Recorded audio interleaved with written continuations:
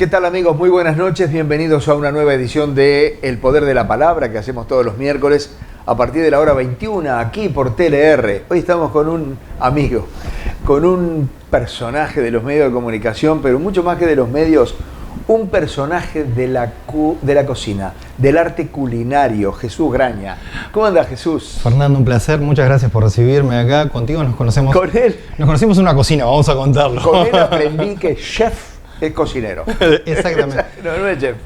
Yo siempre hacía la gran diferenciación. El chef es aquel que, además de cocinar, administra un grupo humano dentro de una cocina. Básicamente esa es la historia.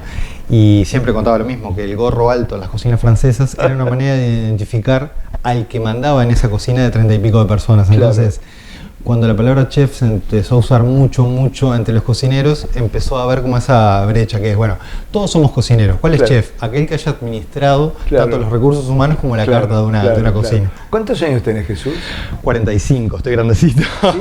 Bueno, no aparentás 45, pero ¿hace cuánto en esta historia de la cocina? En realidad de toda mi vida, yo nací en Carmelo, en un pueblito del interior. Para, ¿Carmelo? Sí. No digas un pueblito del interior. Tremenda ciudad. Pero, mijo. Claro, hoy en día es una ciudad con mucho turismo, con resorts, hoteles 5 estrellas. Bueno, yo me crié en esa ciudad donde el turismo y la gastronomía algo que todos los veranos se activaba. Carmelo tenía la particularidad, para los que no conocen, previo a este auge, cuando yo era niño llegaban 3.000 yates desde diciembre hasta marzo, con unas entre 8 y 10 personas. Entonces llegaban 3.000 argentinos y copaban la ciudad y había mucho turismo, mucha gastronomía y demás. De hecho, mi familia tenía una panadería en esta ciudad y nosotros vivíamos en una casa de 2 pisos, la panadería funcionaba abajo, nosotros vivíamos arriba y era una de las 2 panaderías del pueblo. Claro. Y desde esa panadería se proveía pan a Carmelo, a lo que es hoy Conchillas, Pueblo Gil, todo lo que estaba hoy está la papelera, nosotros ahí. Entonces yo me crié entre esencias de panaderías y entre cosas por así. Y a su vez mi papá biológico se fue a vivir al Paraguay muchos años y desde el 86, y yo viajé siempre y él tuvo restaurantes allá. Entonces desde que soy niño, por un lado por otro, empecé a estudiar cocina como a los 12, porque me empecé a meter en cursos, hacía el liceo y mi vieja no entendía por qué quería hacer cursos de cocina en la escuela del hogar. ¿Cursos de cocina a los 12 años? A los 12 años. El primero lo hice en primero liceo, en la junta de la ciudad. Tenía un curso que se llamaba como escuelas de amas de casa, era escuela del hogar se llamaba. Sí. Eran todas damas y el único caballero era yo, aquel momento un adolescente, pero era un curso en el cual había como muchos módulos, organización de una casa, esto, lo otro, y algo de cocina. Entonces, mi mamá, viendo que yo tenía gran inquietud por la cocina y que cuando desaparecían los adultos de la casa, en mi casa siempre cuento lo mismo, había una alacena grande llena de esencias de panadería. Y yo cuando se iban los grandes, empezaba a probar cocinar, que lo empecé entre quinto y sexto de escuela, a hacer bizcochuelos y cosas por el estilo. Y me salían muy mal. Y un día le cuento a mi mamá, le digo, che, hago un bizcochuelo, cuando se infla, esto con 11, 12 años, yo lo pincho todo y después me queda todo finito. Y le digo, mirá que le echo todas las esencias que encuentro ahí. Entonces le entré a decir, hecho el panetón, hecho esto. Entonces mi hija me dijo, mira, primero, las esencias de ahí salen muy caras, aunque no las uses todas a la vez. Y segundo, eso que haces de pinchar es justamente bajar el bizcochuelo. Entonces el primer secreto es dejar el bizcochuelo dentro del horno, quietito, que se infle y en lo posible no abras el horno. Pero si te gusta esto, me dice, con tu edad lo que vamos a hacer es mandarte a este lugar. Y empecé a hacer, a la vez que el liceo, la escuela del hogar en la junta departamental. Pará porque me creaste una duda. Si no pinchás el bizcochuelo, ¿cómo sabes cuando está cocido? En realidad, uno tiene que dejar, por lo menos que pasen unos 20-25 minutos hasta que aquella preparación se infle.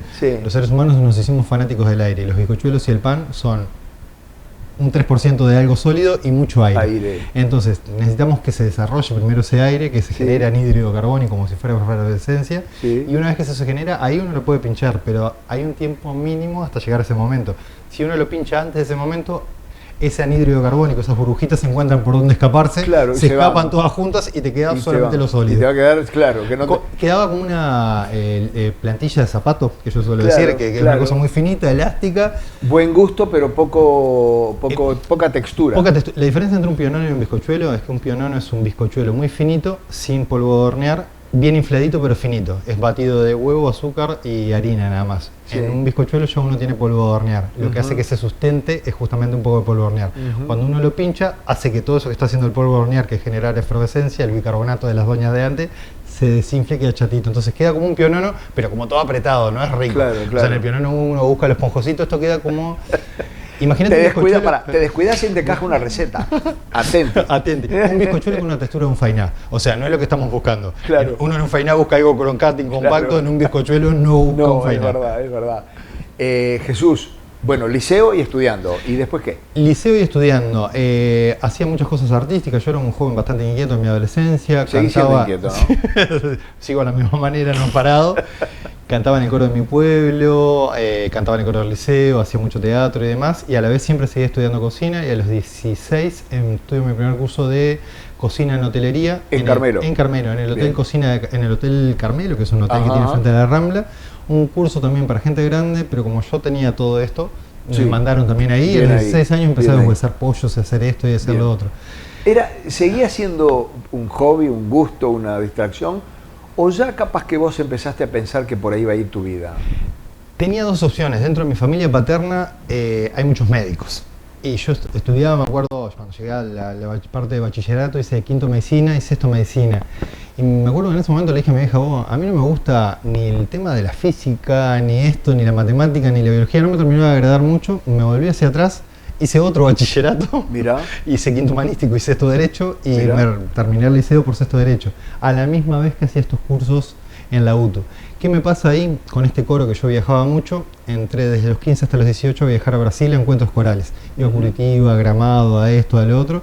En uno de esos encuentros me conozco con alguien en Brasil que cuando cumple los 18 se viene a buscarme hasta Carmelo, una persona, una chica, y me lleva a vivir con ella para Brasil y me voy a vivir al norte de Brasil. No te Entre los 18 y los 19 vivía en Vila Vela, en Espíritu Santo, en el norte de Brasil, lindo, arriba. Feo. Hermoso. El nombre es bárbaro, ¿no? Villa Bella. Es un estado chiquitito, Brasil es muy particular. Tiene Río de Janeiro acá y Bahía acá. Y entre medio tiene un estado muy pequeñito, que es este estado de Espíritu Santo, que no se conoce turísticamente, pero es el estado por donde se exporta todo el hierro en Minas Gerais. Entonces, yo me fui a ese estado pensando que Brasil era lo que conocíamos todos, de Florianópolis, de esto y lo otro. Y en ese estado nadie hablaba español. Uruguay era como algo que no existía. Yo me acuerdo que la única referencia a la casa era muy futboleros, y esto vos te debes de acordar. Yo soy mancha, y una de las cosas que me recalcaban era aquel famoso partido entre Flamenco y Peñarol que terminó a las trompadas. Exactamente. Es lo que recuerdan ellos. Eso era lo que recordaban ellos entonces de Uruguay. Y yo me acuerdo que conversaba bastante con el dueño de casa, con el papá de la chica con la que salía, sobre fútbol, y él me decía, mirá, esto que tú me decís del 50, la generación mía, el tipo era un tipo que nació en el 55, me dice, no tiene ni idea. Entonces, aquel recuerdo uruguayo que nosotros tenemos tan latente, que es el Mundial, es un recuerdo más nuestro. ¿Cuánto tiempo estuviste en Espíritu Santo? Viví un año ahí, al año... ¿Haciendo qué? Nada. No, en realidad, bueno, dentro de las cosas de la vida, la chica daba clases de inglés en una universidad. Ya en ese momento Brasil empezaba a incursionar en el español y ella me consigue un trabajo en la universidad para cursos de español. Para que yo me juntara con los profesores de español a charlar en español para que ellos practicaran. Mirá. Porque en ese momento se dan cuenta en esa universidad que el español que ellos enseñaban era un español de España que no tenía nada que ver con el Río de la Plata. Entonces me junto con un profesor catedrático de español y me dice, pero todo de tú me trataba él, tú no hablas como lo que nosotros aprendimos, ni y vosotros, y le digo, mirá, en el Río de la Plata no se habla para nada de eso, y es más, me acuerdo que yo le dije a ese profesor, ¿ustedes entienden a los portugueses? Porque para mí es portugués, me dicen los brasileños hablamos un portugués totalmente diferente al de Portugal. Es exactamente lo mismo. Portugués en Brasil o español en Uruguay. En Uruguay. Que era Argentina, es lo mismo. Y de esa manera terminé siendo el coordinador del aula de español. Me quiero morir, de casualidad. Y me pagaban muy bien porque en realidad me juntaba todas las mañanas 4 horas a hablar sobre las costumbres típicas del Río de la Plata y demás, y a cambiar esas palabras que ellos tenían, que por ejemplo, en vez de utilizar... nosotros decimos agarrar, ellos no entendían el agarrar, entiendo. Y nosotros decimos tomar y no beber generalmente. Exacto. Entonces, de esa manera me desempeñé casi un año trabajando así. ¿Y después qué? Y como al año entré a extrañar bastante, esto yo me fui el 18 de enero. ¿Extrañaste Carmelo? Entré a extrañar el idioma español, aunque no creas, porque yo me iba, todos los miércoles me iba a un club de español donde se juntaba un paraguayo, un mexicano, gente así, y un montón de brasileños a hablar en español de noche. La persona con la salida me llevaba ahí para que no extrañara.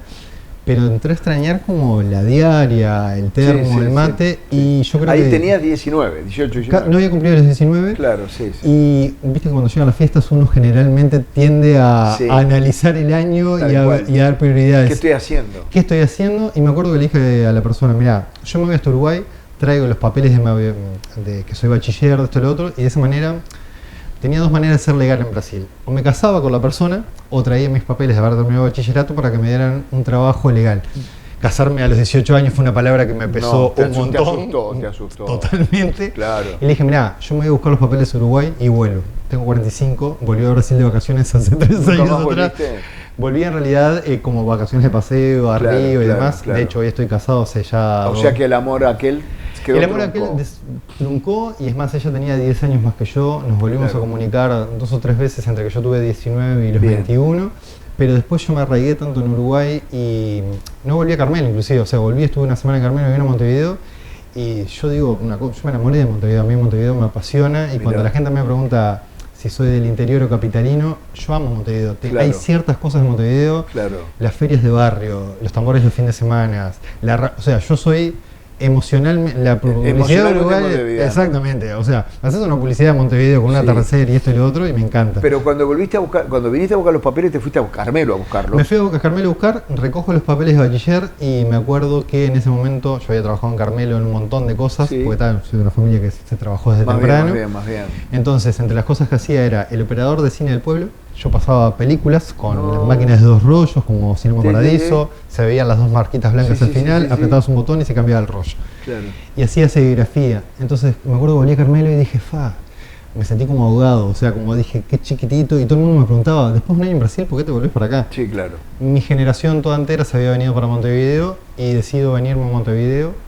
¿Pero con algo ya o...? No, me tiro al agua. Le digo a mi mamá, me acuerdo... Eso no es fácil. No, Jesús. Y me vino a vivir una pensión, frente al Palacio Peñarol, allá en Magallanes, y me mandaba la viandita el fin de semana. Y empecé... ¿Tu familia bancó bien eso? Mi familia, en realidad, yo soy el mayor por parte de mi mamá de 8 hermanos. De hecho, mi último hermano, el más pequeño, es un jugador muy conocido de Plaza Colonia, Ivo Calleros es mi hermano, el que se fue de Stronger, ahora volvió. Sí. Entonces... Para mi vieja, en realidad fue, bueno, yo te dejo libre porque siempre fuiste como un alma bastante libre y mientras vos me digas que necesitas algo... Bien. Bien. Muy buena reacción para una persona que no es de tu edad, ¿no? Porque los que de tu edad te entienden. Pero mi mamá es una generación anterior... Es una mamá muy especial. Yo a los 8 me vinculo con Yo tengo 2 padres. Un padre que me enseñó panadería, que es mi viejo que me crió toda la vida, y que es por el que yo me golpeo las manos cuando hago algo bien, que es el panadero. Y un padre biológico que lo conocí a los 8 años. Bien. Con ese padre biológico, cuando me vinculé a los 8 años, empecé a viajar a Paraguay todos los veranos. Desde diciembre hasta marzo me iba a Paraguay. Entonces, de los 8 a los 15, yo viajé muchísimos años solo. Sí. Me mandaban hasta Montevideo en la onda. En Montevideo alguien me levantaba, me llevaba hasta Coit, en aquel momento Brújula, que eran 2 empresas que te llevaban a Paraguay. Sí, en la calle Paraguay, Colonia. Exactamente. Soy viejo. Pero yo viajaba desde ahí. Me embarcaban, me acuerdo que alguien acá me levantaba, alguien conocido, me llevaba, me encargaba con las azafatas del ómnibus, me subían al ómnibus y viajaba 22 horas a Paraguay, Asunción mismo. Bien. Mi viejo vivía en Fernando de la Mora, que es un paraje como si fuera acá la Costa de Oro, cercano a Asunción. Y tenía en aquel lugar... el plato más clásico del Uruguay es el chivito de un metal. Bueno, mi viejo puso el chivito de ese metal en Paraguay. Mirá. Y obviamente era un nombre muy conocido, el chivito de tanto. Claro. Con lo cual toda la colectividad uruguayo iba ahí. Y entonces cuando mi mamá me dio a los 18 viajar, yo ya venía de viajar solo a Asunción durante 8 años. Pero ahora vos llegás a Montevideo con un montón de dudas, porque... Y miedos, o sea... Claro, ¿no te pasaba por la cabeza, bueno, voy a hacer esto o nada? Me pasaban muchas cosas por la cabeza. Primero salí a buscar trabajo rápidamente, de lo que fuera, en especial de cocina, y me di cuenta que no era tan fácil y que cuando uno venía del interior no era tan sencillo. Y empecé a buscar trabajo primero en algo de cine, no encontraba. Yo hacía serigrafía también, como cosas en Carmelo, tampoco encontraba. Trabajé una zafra previo ahí a una elección de algo en una empresa grande de serigrafías, imprimiendo banderas para un partido político. Y me acuerdo que fue lo mismo, en Carmelo aquello era artesanal y acá era una fábrica y tampoco me gustó. Claro. Quedo boyando como un mes. En ese mes que quedo boyando digo, tengo que laburar de lo que sea y me meto de portero, así literalmente, en un hotel que recién tenía 4 pisos en ese momento. Mira. Que era un hotel que queda en la zona de Punta Carretas. Decilo. El Sheraton. Hoy en día ya no existe como hotel. Mirá. El Sheraton cuando inaugura en el año 99, ¿Tenía 4 pisos nada más? Tenía 26, pero inaugura hasta el 4.º piso y solo su restaurante. Ajá. Los otros pisos se terminaron de construir entre el 99 y el 2000 y algo de largo, inclusive el spa. Yo entro como portero y a los 4 meses, cuando terminan un poco con la parte del spa, me contratan del hotel y me ponen de encargado del spa. Por esto, hablaba. O la gente o se hacía socio o se convencía o... Yo le contaba a los turistas la historia de dónde estaba situado el lugar. Yo me había aprendido la historia del penal de Punta Carretas, contaba todo eso, entonces llegaban muchos turistas brasileños en ese momento. Y yo les contaba, tenía como toda una charla armada de esto es un lugar histórico, pim. Rápidamente el hotel captó que esa era mi fortaleza, me contratan. Y trabajé ahí casi 2 años y algo, hasta que gente de después lo que fue el hipódromo de Maroñas me conoce dentro del hotel, conocen a este Jesús que es de hoy en día, y me contratan en el pre-opening del hipódromo para la parte de guía turismo. Seguimos sin cocinar, estoy esperando el momento que tenga que empezar a cocinar. ¿Me dejás hacer una pausa? Te dejo hacer una pausa perfectamente. A lo mejor, después de la pausa, Jesús empieza a cocinar para nosotros, porque es un gran cocinero, pero además... tiene varias particularidades que yo voy a dejar que él las cuente, que es cocinar en forma sencilla, muy rica, muy apetitosa, sobre todo muy nutritiva, pero sencilla. Para que tengan un ejemplo, un día me dijo, no, eso no se pela, eso se lava y se corta con cáscara. Después de la pausa seguimos hablando con Jesús Graña.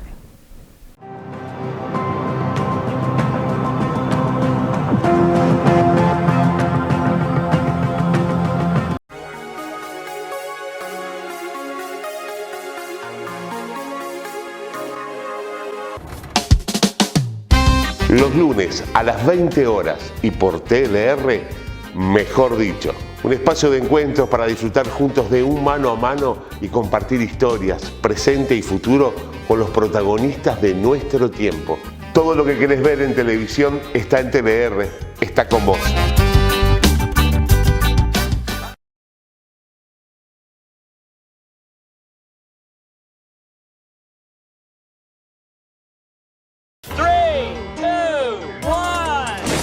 ¿Eres amante del cine y te gusta saber cómo se hacen las películas? ¿Cuáles serán los próximos estrenos? ¡Ah! ¿Y qué películas han marcado la historia del cine? Yo soy tu padre. Ultra E, invadiendo tus sentidos. Ultra E, la magia detrás del cine. Vaya, no te lo pierdas. Cambian las modas, cambian los gustos. Lo que no cambia es TLR, una señal de televisión para la familia. Las 24 horas brindando contenidos diversos en una programación plural. TLR está con vos. Suscríbete gratis al diario La R Digital.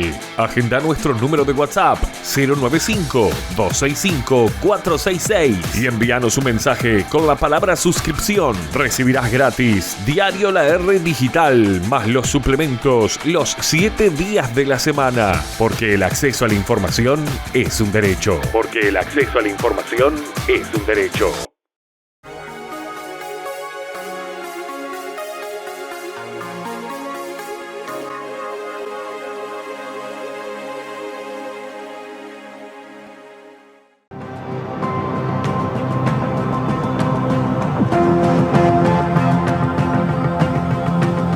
Continuamos, amigos, aquí en El Poder de la Palabra. Seguimos hablando con Jesús Graña, un gran cocinero uruguayo, pero un cocinero muy particular, porque además desde hace mucho tiempo se metió en los medios de comunicación y hace las dos cosas muy bien.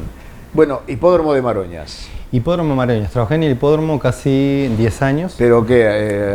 ¿Hablando con la gente que iba? En general, lo mismo. Primero me aprendí la historia del lugar y de ahí aprendí que la curva de Maroñas venía en referencia a la hija del dueño de esa zona, que era algo que había dado el virrey. Sí, sí. Las hijas eran muy curvilíneas y se iba a practicar el deporte de los ingleses hacia el lado de la curva de las hermanas Maroñas. Claro, y de ahí viene el nombre del...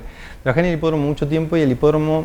Me entendía que a mí me gustaba mucho la gastronomía, tenía una concesión de sus restaurantes a un restaurante muy importante, tenía en aquel momento 14 restaurantes el hipódromo. ¿Mirá? Y yo trabajaba para el hipódromo auditando estos restaurantes. Entonces, ¿estamos hablando de qué año, Jesús? El hipódromo reabre sus puertas el 29 de junio del 2003. O sea que estamos hablando de ahí, de entre el 2003 al 2011, 2012 bien. Yo trabajé ahí. Bien. Rápidamente, aunque uno no puede creerlo, el hipódromo no hacía eventos. tenía carreras los fines de semana, Sí. y de lunes a viernes capacidad Nada. ociosa totalmente. Totalmente. Entonces a mí se me ocurrió empezar a hacer fiestas de cumples de 15, casamientos, se lo planteo en aquel momento a la gerencia. El lugar es muy señorial como para eso. Maravilloso, o sea, tiene Exacto. o sea, convengamos que es de las estructuras viejas de Montevideo que más personas pueden recibir. Previo a la era del cine, Y hoy por hoy qué mejor conservada está. maravilloso, o sea, Sí. yo siempre me contaba las historias, los mármoles del hipódromo son de Carrara, Sí, sí, las sí, cosas sí, son sí. traídas de Italia, Sí, sí, sí, sí. y cuando se inaugura ese lugar, que se inaugura en 1909, no existía el cine. Claro. Iban 50.000 personas, iban los fines de semana Claro, para ahí, a entonces ver, claro. cuando yo se me ocurren hacer fiestas de 100, 200 personas, cualquier salón dentro del hipódromo podía albergar esta cantidad de gente. Exacto. Siempre trabajaba vendiendo gastronomía, pero estando dentro de las cocinas. Me hago muy amigo del chef en ese momento del restaurante que tenía el lugar, que era Paninis, Ujú. y Fernando Pereira, que es hasta el día de hoy un mentor que tengo, me dice, mira, sos muy bueno hablando y te gusta mucho cocinar, me dice, pero bueno, vas a tener que entrar a definirte. Y me dice, y vas a tener que entrar a definir cuáles son tus referencias culinarias para cuáles vas a tomar en cuenta. Ajá. Yo le digo, mira, para mí la que mejor cocina es mi abuela, la otra que mejor cocina es mi vieja, la otra que mejor cocina es mi otra abuela. Y me dice, bueno, quizás tus referencias culinarias sean personas familiares. Claro, claro.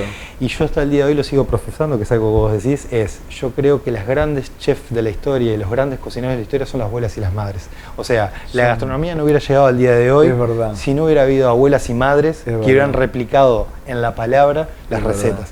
O sea, los chefs como hombres en la historia aparecen en la gastronomía francesa después de la década del 50. Claro. Antes de ahí, en los reinados y en todas esas cosas, siempre las encargadas de las cocinas eran las madres y las abuelas y demás. Entonces yo creo que, puntualmente esto que vos decías, la gastronomía mía, la gastronomía uruguaya, la época del 70, que para mí fue mediterránea y totalmente y de las mejores gastronomías de Sudamérica, se parece mucho a la de Portugal, la de Francia, la de España, tenían mucho que ver con aquellas abuelas que Sí, vinieron de señor. ahí y demás, Sí, y que señor. trajeron, no trajeron libros abajo del brazo, No, trajeron trajeron- recetas en la cabeza. Claro, trajeron la experiencia. La experiencia y las Exacto, recetas. Entonces, exacto. yo los otros días hice un plato que me hace acordar mucho a ti en realidad, que es una fideuá, que es un plato que se hace con fideos, se parece mucho a una paella, pero es un plato portugués en Sí, realidad. señor, sí, señor. Y es un plato maravilloso portugués que tiene mucho más que ver con los frutos de mar que la paella, porque en realidad Portugal tiene mucho más costa del mar que la que tiene en esa parte de España. Exacto. Y la paella como tal nace en el centro de España, donde Exacto, no llegaban los no en el mariscos. mar. Exacto, tal cual, tal Entonces, Tal cual. y esa es una receta que yo recogí de una abuela portuguesa. Mirá. Entonces, Qué lindo. que me fascinó eso, que fue una señora que hablaba, yo cuando me casé recorrí un poco de España y eso, Ajá. y era una señora que hablaba en galego. Mirá. Y era una mezcla como de portugués y español. Y esa era, para ella era, mejor que una paella era eso, porque era mucho Claro, más rápido de hacer. Hay un fenómeno raro allí porque Galicia está pegado a Portugal. Entonces los portugueses de esa zona hablan gallego y los gallegos de Galicia hablan algunas cosas portuguesas Es que por la ese- cercanía. Es que es lo mismo que se da, uno entiende hoy en día los países como una cosa delimitada, pero es lo mismo que se da con el País Vasco. El País Vasco tiene Sí, una parte en Francia y sí. una parte en España. Acá, Santana do Libramento con Rivera. Preguntale a alguien de ahí a ver si habla español o habla en portuñol. Háblalo de ellos ahí. Exactamente. ¿Cuánto tiempo en el hipódromo? 10 años en el hipódromo, me voy en el 2012 porque me voy a un emprendimiento más grande aún, ya hice ya como chef, si me Bien. querías preguntar. Me voy como chef ejecutivo a una empresa danesa Mirá. que en ese momento manejaba 14 cuentas importantes en el Uruguay, entre ellas la papelera que estaba instalada en Fraiventos, UPM, y la papelera que se empezaba a vislumbrar en Conchillas. En Conchillas. Y eso era una empresa que a mí me contrata como chef ejecutivo por mi afinidad con la comida casera, para elaborar los menús que en ese momento se vendían al Codicen, a la escuela Ajá, pública. bien.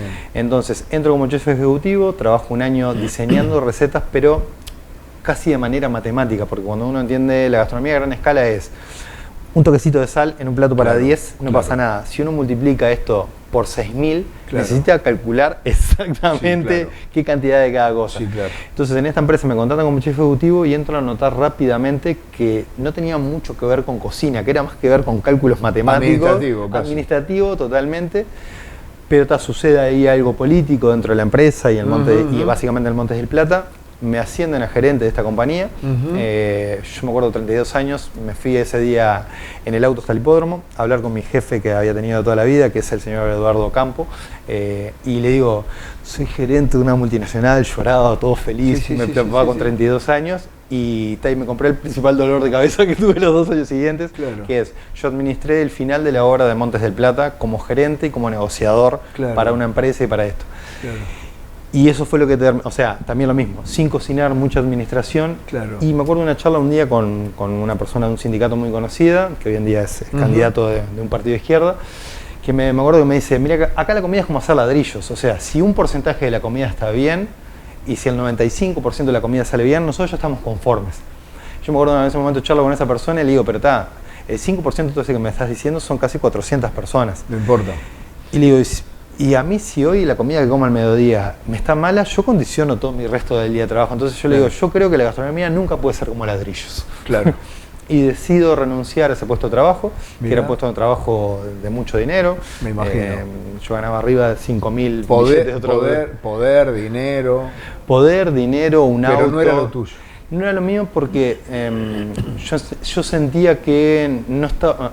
Vos que me conociste en mi etapa de cocinero, para mí no hay más placer que darle de comer a alguien, que se apaguen las cámaras y que esa persona exprese... Diga, qué rico. Qué rico, en el mejor de los casos, o que exprese una palabra que casi siempre... Pero la mejor es que rico, el mejor ¿no? de los que rico. Exacto. O qué bueno que está. qué bueno que está y demás. Y entonces yo renuncio en ese momento a ese trabajo y renuncio también a un bar que tenía. Yo me había instalado un bar en Montevideo, en paralelo, ganaba muy bien. Seguro. Un bar que había música en vivo. Y ahí yo creo que me entro a mezclar un poco con el mundo del espectáculo. Claro. Y entonces en mi bar había una jam de tango los miércoles, entonces iban tangueros a tocar y a gente a cantar y bailar tango. Los viernes iban gente de las milongas extremas, de 4 pesos propina. Hoy en día bandas conocidas, en el 2014 no tanto. Claro. Entonces renuncio a esto y cierro mi bar y me guardo en mi casa 4 meses sin saber qué hacer. Había trabajado toda mi vida gerencial. ¿Y encarando bien porque viste esas decisiones? Capaz que 3 días después la revisaste, te arrepentiste. 3 meses después me cuestioné mucho porque me pasó una cosa que nunca me ha sucedido en mi vida. Yo siempre fui creciendo en mis trabajos. Sí. Y en ese momento había llegado como lo más alto. Al techo. Entonces cuando empiezo a volver a buscar trabajo a nivel gastronómico, en todos los lugares donde me presentaban me decían, llegué a buscar, me acuerdo, yo vivía en la zona del barrio La Mondiola, hasta en una roticería de mi barrio en un momento ya desesperado. Y el de la roticería me decía, mirá, fuiste el último gerente de una compañía de 2.500 personas, o sea, administraste cocinas. Vos vas a entrar acá 2 semanas porque en realidad te necesitas el laburo, pero dentro de 2 semanas va a salir cualquier laburo mejor. Y nos vas a dejar. Y nos vas a dejar. Y empecé a tener un montón de nos y nos y nos porque estaba sobrecapacitado para los puestos de trabajo. Entonces nunca me había pasado que el conocimiento me pesara. Claro, que fuera al revés. Que fuera al revés. Me junto con una barra de amigos un día que me entran a sacar de mi casa, gente de las Milongas Extremas y de los hermanos Lázaro, otra banda. Y me entran a pedir que venga a cocinar para salir de mi casa. Che, venite a cocinar, tenemos un toque, venite a cocinar. Vos cocinás rico y salí de tu casa, no estés encerrado. Bien. Y un día uno de esos amigos, que es el cantante de una banda hoy en día, me dice, acá los 4 compramos comida de delivery. Gastamos, me acuerdo, un montón de dinero por mes y ninguno come casero. ¿Vos no te animás a cocinarnos algún día a la semana para que comamos casero los 4 juntos? Digo, pero no sabría cómo hacerlo, cómo cobrar, son mis amigos ustedes, o sea, yo cocino para amigos. Levanta el tubo ese chico, llama a su mamá, hasta el día de hoy me acuerdo, le dice, mamá, ¿cuánto te cobra Olga por cocinarte? Tanto. Mirá, te pagamos tanto. Te pagamos tanto la hora, que es lo que le paga mamá a Olga, y le paga bien a Olga. Y ese día empiezo a ir a la feria un domingo a comprar ingredientes, y ahí empiezan a hacer el cocinero a domicilio, y a cocinarle a mis amigos menúes para cada uno. Ahí te conocí yo. Y ahí me conociste tú en el año 2016, Exacto. Que a su vez en paralelo, la Asociación de Diabéticos del Uruguay me toma en cuenta como cocinero para empezar a cocinar los jueves, hacer un programa contigo. Claro. La Asociación de Diabéticos del Uruguay tiene hasta el día de hoy un renglón que es cocina saludable. Exactamente. Y en una época teníamos un programa que hacíamos por streaming en vivo, donde iba a cocinar todos los viernes o jueves, no me acuerdo, Exacto. alguien diferente. Y un día cayó este señor y dejó maravillados a todos, porque era como cuando uno dice en el barrio, con chaucha y palitos, hacía tremenda cosa. Y ahí aprendí yo lo que era cocinar bueno y rico, no con mucho, o no con lo que uno a veces se asusta y dice, ¿cuánto voy a gastar en esto? No, pero pues yo siempre hablo de, siendo que yo un hombre que se llama Jesús, me llamo Jesús María, nací el 25 de diciembre, sí. Siempre hablo, bromeo, de la Santa Trinidad de las verduras. Entonces, la comida mediterránea, incluso Portugal en esto, tiene 3 verduras básicas, que son los pimientos o morrones, las zanahorias y las cebollas. Con estas 3 verduras nacen el 80% de las recetas que hay. Si nos vamos más hacia el lado de Turquía y Grecia, claro. Vamos a sumarle la berenjena, sí. Pero en realidad... Algunos le sumarán el tomate. Algunos le sumarán el tomate y demás. Sí. Yo creo que en la ADU yo lo que mostré fue que con muy pocos ingredientes, cocinados de diferentes maneras, uno podía hacer platos deliciosos y mostrar, que era mi insignia, cómo yo podía hacer un pan de 3-4 kilos en un horno familiar. Claro. Era algo que llamaba mucho la atención. Claro. Y Claro. yo siempre fui un gran crítico de las cadenas rápidas de comida. Entonces, ADU a mí me dio la posibilidad de mostrar la otra cocina. La otra cocina. El mundo en ese momento estaba yendo hacia la nugget prefabricada y demás. Y la hamburguesa. Y la hamburguesa y demás.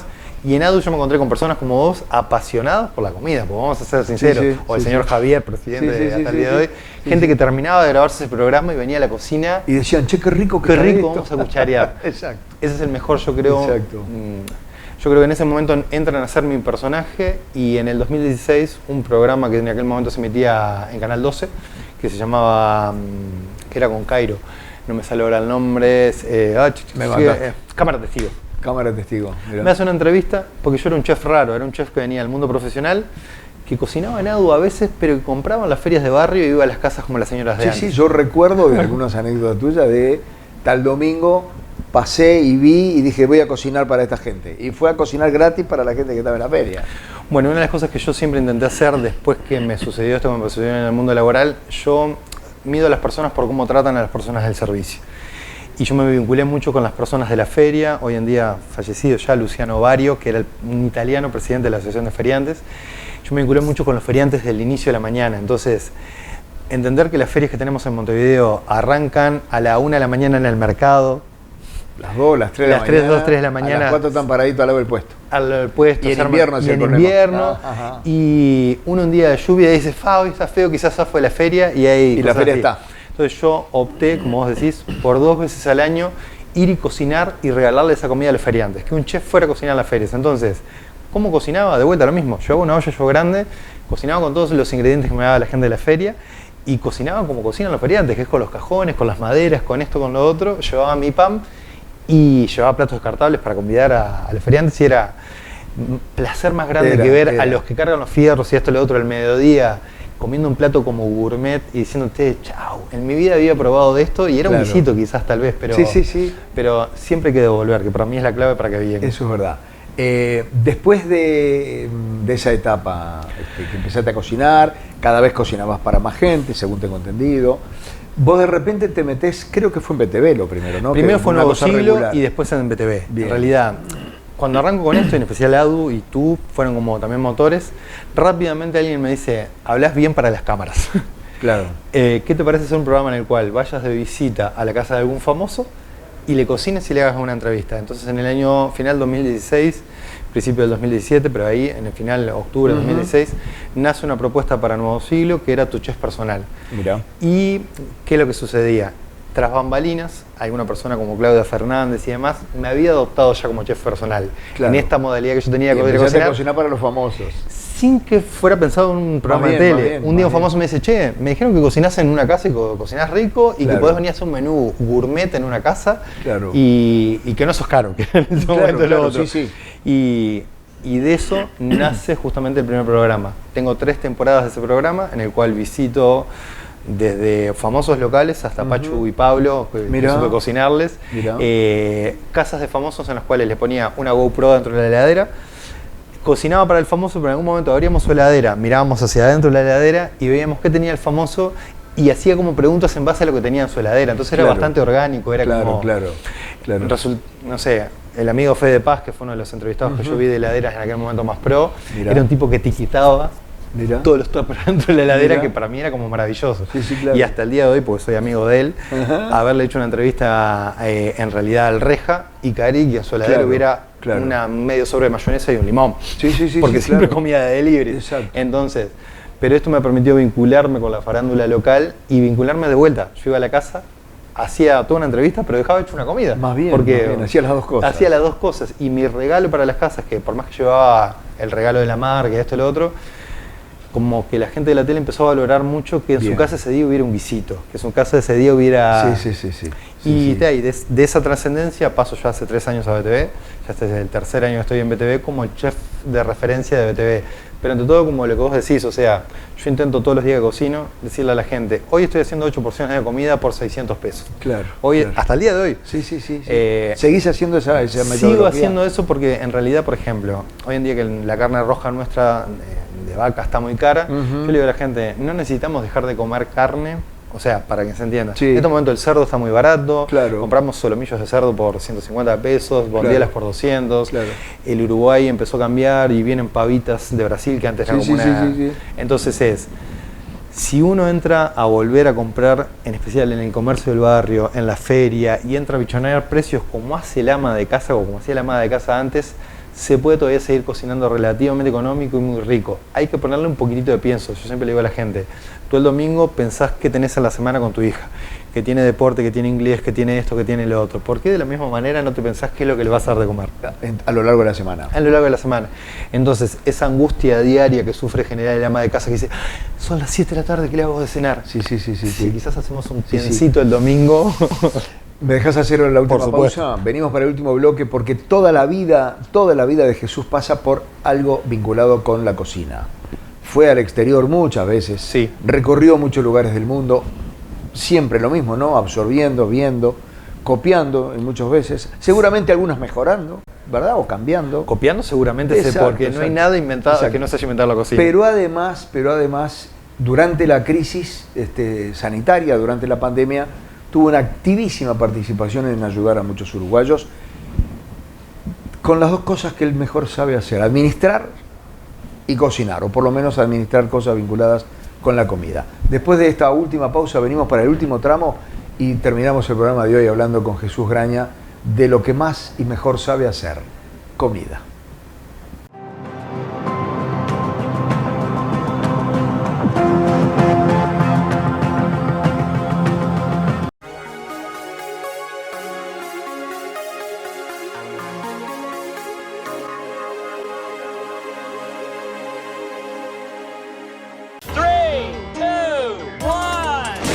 ¿Eres amante del cine y te gusta saber cómo se hacen las películas? ¿Cuáles serán los próximos estrenos? ¿Y qué películas han marcado la historia del cine? Yo soy tu padre. Ultra inflamando tus sentidos. Ultra La magia detrás del cine. Vaya, no te lo pierdas. Cambian las modas, cambian los gustos. Lo que no cambia es TLR, una señal de televisión para la familia. Las 24 horas brindando contenidos diversos en una programación plural. TLR está con vos. Suscríbete gratis al diario La R Digital. Agenda nuestro número de WhatsApp 095-265-466 y envíanos un mensaje con la palabra suscripción. Recibirás gratis diario La R Digital más los suplementos los 7 días de la semana. Porque el acceso a la información es un derecho. Porque el acceso a la información es un derecho.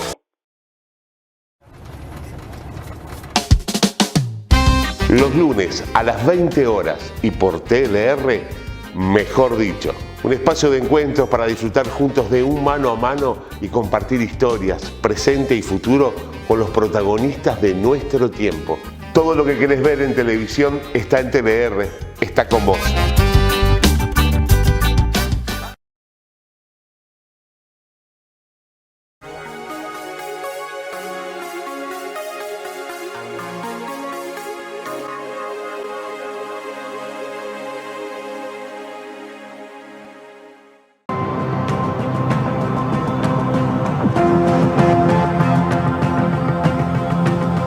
Ingresamos, amigos, en el último bloque de nuestra charla de hoy con Jesús Graña.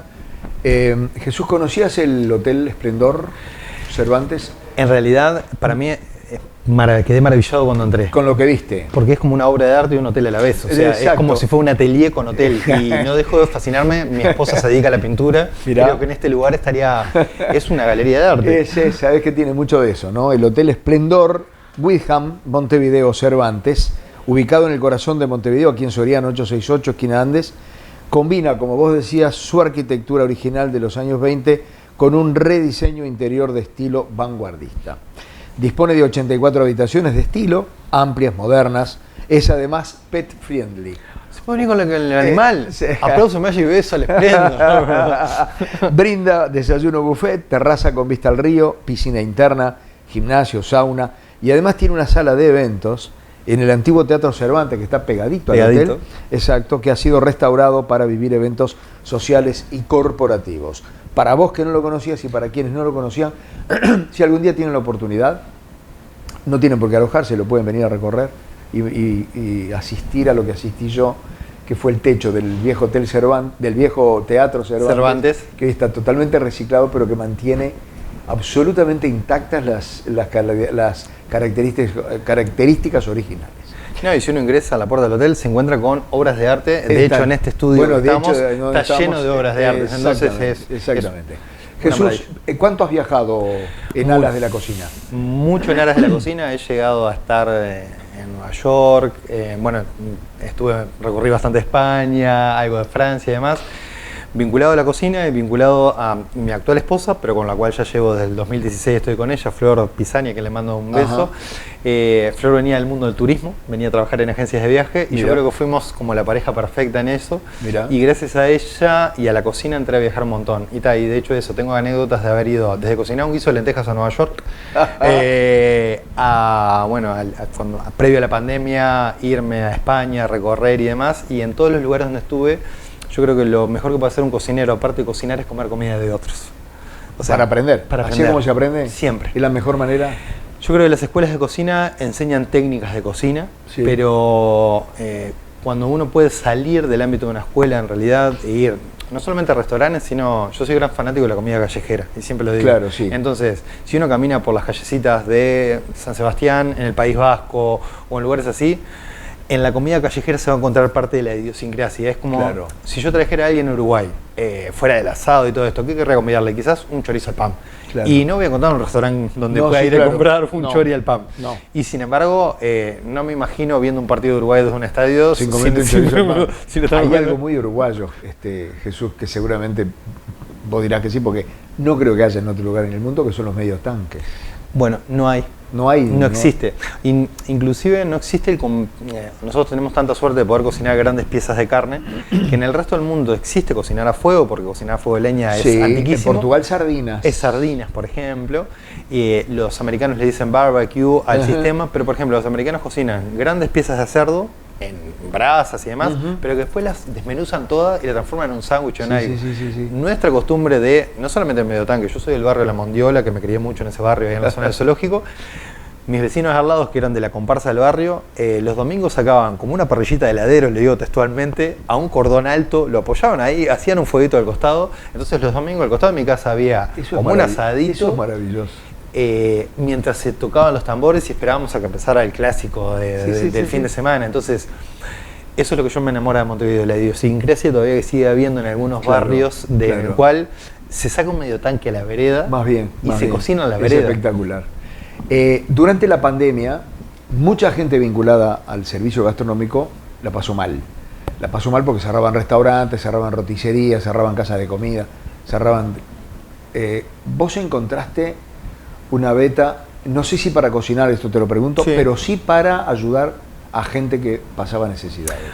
A mí me sucedió en la pandemia, yo me caso en el inicio de la pandemia y me voy de luna de miel y vuelvo de luna de miel el 3 de marzo y 10 días después se cierra todo. Y yo venía con un año cargadísimo de eventos, de esto y lo otro, que todo desaparece. A los 2 o 3 meses que arranca la pandemia, que vimos que venía para largo, viene alguien a pedirme a ver si nos da una mano para una olla popular, básicamente, y le digo, mirá, en este momento yo lo que puedo ayudar es con mi tiempo, lo que más me sobra es mi tiempo. Y me meto de lleno, me voy de Avenida Italia para el norte, Camino Carrasco por allá, a empezar a armar canastas y a desarmarlas y demás, y me vinculo como al barrio Casabó, a toda la zona de la Curva de Maroñas y demás, con la gente que estaba en las ollas populares. Y me doy cuenta que en los barrios también se había perdido la costumbre de saber cocinar. Claro. Entonces... ¿Sabés que la costumbre de saber cocinar no tiene que ver con el lugar del país donde estás, sino con el ritmo de vida que llevamos hoy las personas? Exactamente. Y que es mucho más fácil a veces comprar la hamburguesa... Sabiendo lo que estás resignando. Exacto. Pero más rápido. Porque tú una hamburguesa prehecha la vas y la comprás, Sí, la señor. sacás del freezer y la Sí, tiraste señor. así. Yo creo que cuando la gente aprende un poquitito de cocina es agarrar un poco de carne picada, hacerla así, aplastarla Sí, y tirarla en señor. una plancha. O es la mucho- podés hacer los domingos para toda la semana. Para toda la o para semana. un día sí, un día no. Entonces, yo en la pandemia descubrí que, bueno, ahí fue donde aquel conocimiento que en algún momento me pesó, me fue de mucho valor. De gran utilidad. Primero porque me vinculé con mucha de la gente de los barrios en el de igual a igual.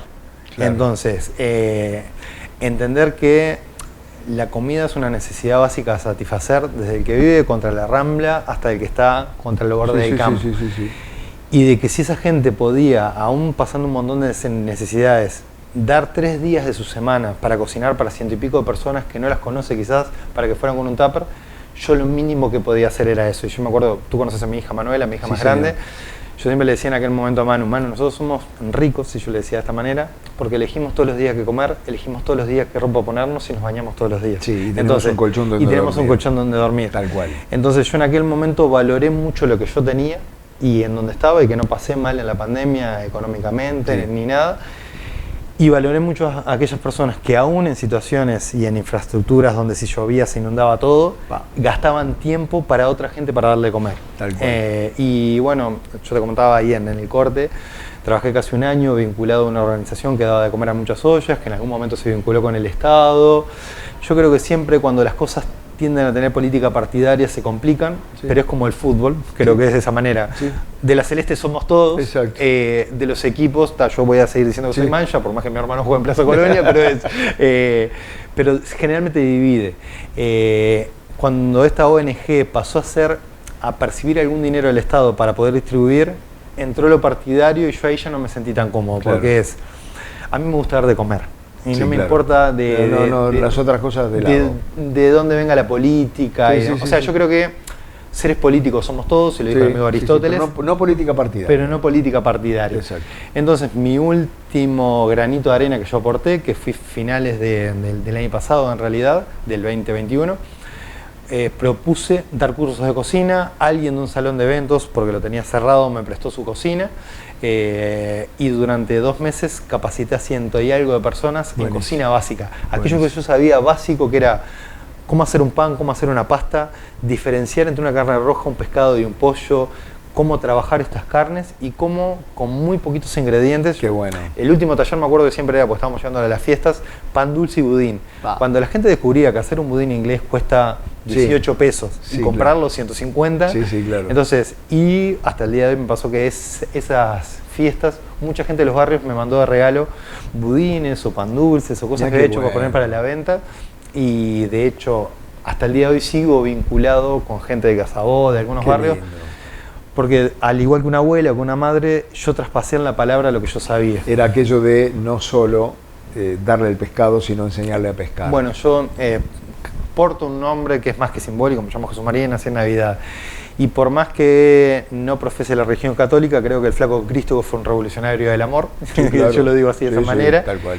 Y entonces, ese tipo de frases yo las aplico como frases de la vida. La de él, y como tengo una formación como teatral, hay una cosa que funciona en las improvisaciones que se llama el sí mágico del teatro. Ujú. Cuando uno tiene para la vida el sí mágico del teatro, que es todo sí, todo funciona. Sí, es Cuando verdad. uno pone Todo la palabra, fluye, todo todo fluye. fluye. Cuando uno en una conversación, o en esto que yo estoy aquí, pone un no, se corta. Sí, empieza así. Empiezan a cortarse las cosas. Entonces, aplicar lo que vos acabas de decir, el flaco Cristo, más el sí mágico del teatro a la vida, hace que yo hoy en día, siendo padre por segunda vez y habiendo atravesado todo esto, me considero ante todo un tipo feliz. Exactamente. Se te nota además y lo transmitís.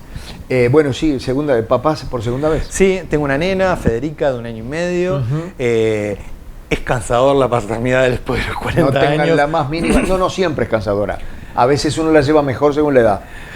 Yo creo, siempre lo comparo con salir de noche y beber, por decirlo de una manera muy prolija. Antes de los 30, uno al otro día iba a trabajar sin dormir y no pasaba nada. Después de los 40, la paternidad es como beber. Uno bebe y al otro día le cuesta la levantada de mañana. Tal cual. Bueno, te fuiste de la ONG. Me fui de la ONG. ¿Y hoy qué hace Jesús Graña? Hoy me dedico de lleno a BTV, que es el medio donde estoy.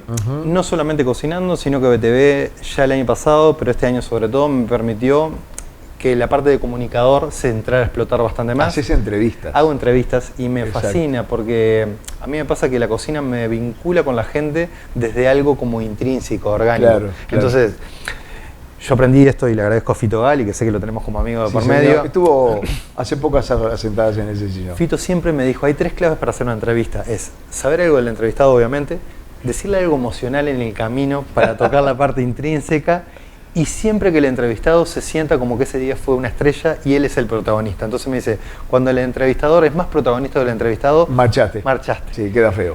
Y con esas herramientas que me dio Fito en estos 2 años, empecé a hacer siempre le digo a Fito, ¿viste la entrevista que hice? Porque para mí es mi coach de la tele.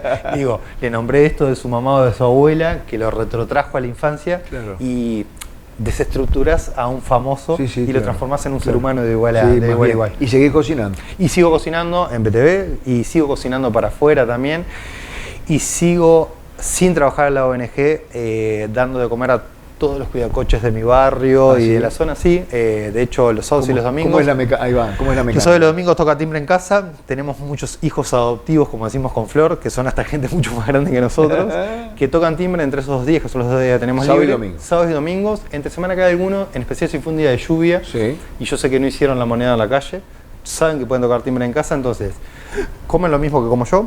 En la época de la tele, que se cocinaba desde mi casa, que traía el menú de la tele, les daba el mismo menú de la tele. Mirá. Y si es los fines de semana, elaboro algo de lo que tenga en la heladera para esas personas. ¿Y cómo te levantás y cocinás para 2, 10, 15? Si abajo están 2 o 3, o si sé que van a venir, por ejemplo, ese día hago 3 porciones de ravioles, o 3 porciones de más, o 3 porciones del guisado que comemos, y lo mismo que se come en mi casa es lo que tengo en envases descartables que compro para esto. Bajo comida y dependiendo si es de frío, más de frío, si es de esto, más de esto. Yo compro, no sé, leche larga vida, entonces les doy una leche. Ahora que tengo una bebé, una de estas leches primer crecimiento, es una de las que más reparto, pero no doy lo que me sobra, doy lo que tengo. Vieron que yo dije que tenía una gran capacidad solidaria y ayuda a mucha gente. Jesús, ¿qué es lo que más te gusta cocinar? Cuchareos, como siempre digo. ¿Cómo? Cuchareos, comidas de cuchara. Ajá, comidas de olla. Comidas de olla. Yo Bien. soy creo que el ser humano... Está bien, pero yo te digo, mañana tengo acá 8 personas para comer, cocina lo que vos quieras.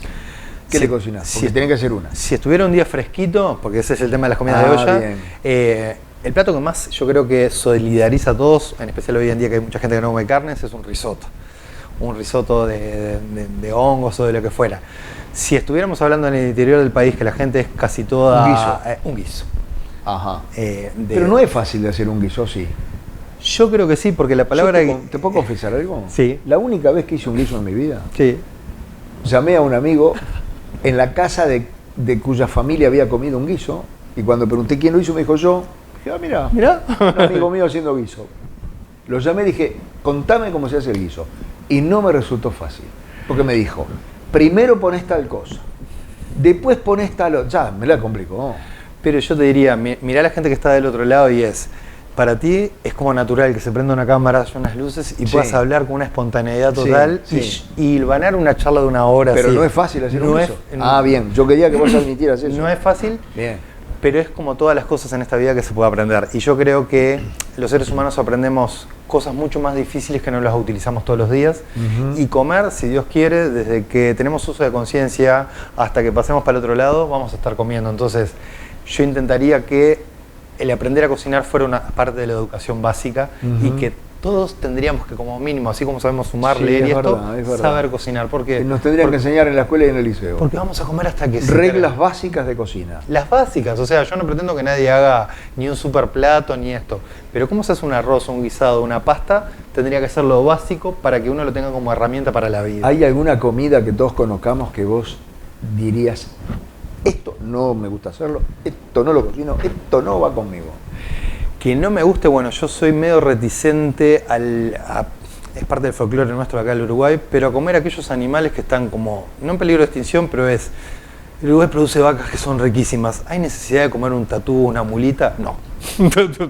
Hay necesidad de matar un carpincho, no. Yo entonces tengo reticencia hacia aquellas carnes que cuesta mucho conseguirlas, que hay pocas y que no necesariamente tienen, o sea, quizás no me compro con estos amigos, pero no me gusta la caza con Z deportiva y no me gusta... Cada vez hay más gente de esa, que no le gusta la caza. Y a mí, o sea, me gusta la pesca, sí, o sea, me gusta comer frutos de mar, sí, pero entiendo que si mañana voy a la escollera Sarandí y me quedo al lado de unos pescadores y sacan unos pejerrey, voy a comer eso pasado por harina y frito. Si no es para eso, no ¿Hay sirve. alguna comida que no sepas hacer?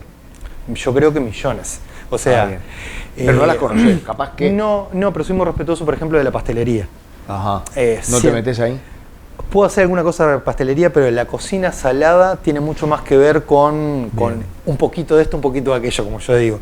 La pastelería, yo tengo un compañero de canal que es un repostero muy conocido, Julio Morere, y es receta, precisión y paciencia. Entonces, en la pastelería. Entonces la pastelería tiene mucho más que ver con aquella matemática que yo hablaba, que con la comida diaria. A mí me gusta que vos mañana me digas, che, ¿qué haces el sábado? Como hacen mis amigos. Entiendo. Nada, ¿querés venir a cenar a casa? Dale. Bueno, fíjate qué querés cocinar. Bien. Y ahí ¿Algún día alguien te pidió una comida que vos dijeras, ¿y esto cómo lo hago? Sí, yo debo decir que las primeras veces que yo vi pulpo, salmón o cosas así, ¿qué hago con esto? ¿Qué hago con esto? Lo tiro al agua. Bueno, la primera vez que vi un pulpo fue de grande, de más de 30 años, ya en mi época como más conocido. Y digo la verdad, yo ya era chef, era esto, pero había visto pulpo una vez en la escuela entre 35. Entonces, me acuerdo mirar videos en internet y aquello asustarlo al pulpo de entrada en el agua para que los portugueses lo cocinan muy bien. Entonces, sería muy respetuoso si mañana me pidieras cocinas un pulpo a la galega, te diría, bueno, déjame ver. Déjame ver, porque es una carne que hay que respetarla para saber cocinarla, en especial en los frutos de mar. Creo que, siendo que somos un país con mucha costa, somos bastante ignorantes a la hora de comer frutos totalmente. de mar. ¿Tu sueño? Mi sueño, bueno, aparte de que haya educación de comida en las escuelas públicas, que para mí sería sería buenísimo. Sería buenísimo. Sí. Yo recorrería el país en una combi, la bajaría en cada escuela y enseñaría a cocinar 3 cosas a nivel de la escuela. Y creo que los niños no tienen que estar fuera de la cocina, que hay que ver cómo la cocina tiene que ser un lugar seguro como el resto de la casa. ¿Y está muy lejano ese sueño? Yo no sé hasta dónde... Solo ponerse... yo lo he tirado en muchos medios y demás, y si algún día alguien mañana me dice, ¿te animarías a recorrer el país enseñando a cocinar en una escuela por cada ciudad? Yo me animaría a hacerlo. Qué lindo, y creo que espero que me queden 40, 50 años en este plano, pero en algún momento me voy a dar el gusto de lo mismo que hice con las ollas populares, hacerlo a nivel de la infancia, y creo que seríamos de vuelta un país gastronómicamente mediterráneo si alguien se tomara el trabajo de volver a enseñar recetas de abuelas. Jesús, muchas gracias. Gracias a ti, Fernando, como siempre. Es un placer hablar con vos. El placer es escucharte, de verdad es un placer escucharte. Señores, gracias por la atención de hoy. Los esperamos el próximo miércoles con otra persona invitada allí en El Poder de la Palabra, aquí a través de TLR.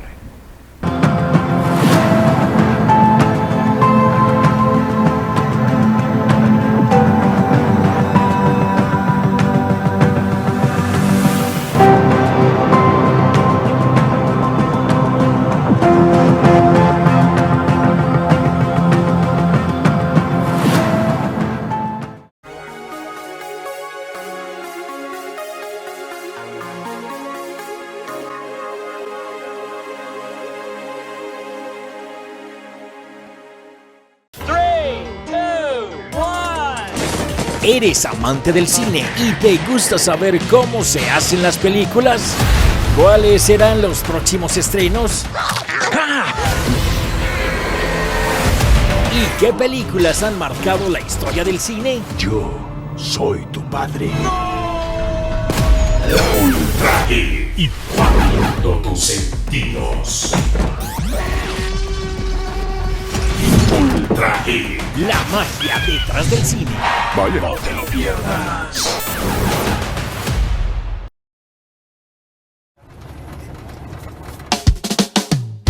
Los lunes a las 20 horas y por TLR, Mejor Dicho. Un espacio de encuentros para disfrutar juntos de un mano a mano y compartir historias, presente y futuro, con los protagonistas de nuestro tiempo. Todo lo que querés ver en televisión está en TLR, está con vos. Suscríbete gratis al diario La R Digital. Agenda nuestro número de WhatsApp 095-265-466 y envíanos un mensaje con la palabra suscripción. Recibirás gratis diario La R Digital más los suplementos los 7 días de la semana. Porque el acceso a la información es un derecho. Porque el acceso a la información es un derecho. Cambian las modas, cambian los gustos. Lo que no cambia es TLR, una señal de televisión para la familia. Las 24 horas brindando contenidos diversos en una programación plural. TLR está con vos.